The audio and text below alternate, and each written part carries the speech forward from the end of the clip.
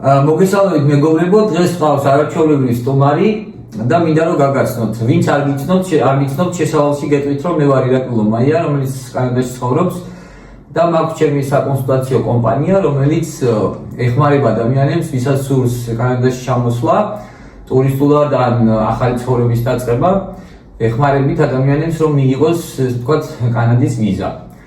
დღეს მინდა გაგაცნოთ ესეთი ლამაზი გოგო, არაჩვეულებრივი ადამიანი, რომელმაც ჩვენ საკონსულტაციო კომპანიას მომართა და მან მიიღო სერვისი და მიიღო კანადის ვიზა, რომელიც მალე აპირებს ჩასვლას კანადაში. ჩვენ ახლა დღეს შევხვდით ერთმანეთს, გავიცანეთ ერთმანეთი, იმიტომ რომ ახლა ამ წუთას თბილისში ვარ, ჯერ არ ვარ კანადაში და მოკლედ ლიკას კიდევ ერთხელ გილოცავ ლიკა და პირველი რაც მაინტერესებს და ჩვენს ესე ვთქვათ მაყურებელს, აი საერთოდ ზოგადად თავიდან რატო გაგიჩნდა სურვილი რომ კანადაში წასულიყავი და მე ჩვენი კომპანია როგორ აღმოაჩინე?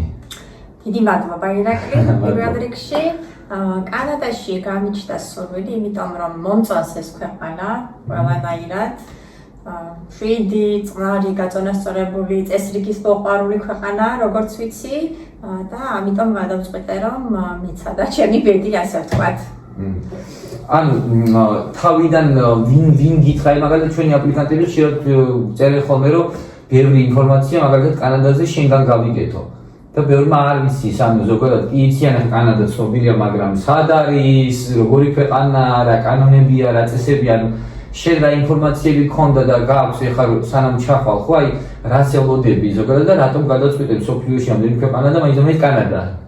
ინფორმაციები სიმართლე გითხრა მივიღე Facebook-ის თქვენი პოსტების მეშვეობით, სადაც თქვენ დეტალურად აღწერდით ხოლმე ამა თუ იმ ცხოვრებისეულ გამოცდილებას, ყოფნის პერიოდებს და აი აქედან მივიღე ძირითადი ინფორმაცია. გასაგებია, მაგრამ აი საიდან მოხვდი ჩემთან, ესე ვთქვათ, ანუ საიდან აღმოაჩინე, ანუ ეს კომპანია საიდან აღმოაჩინე და რა გარანტია ქონდა, რომ აი რითი ენდე ჩვენს კომპანიას მოდი ესე დავიწყოთ?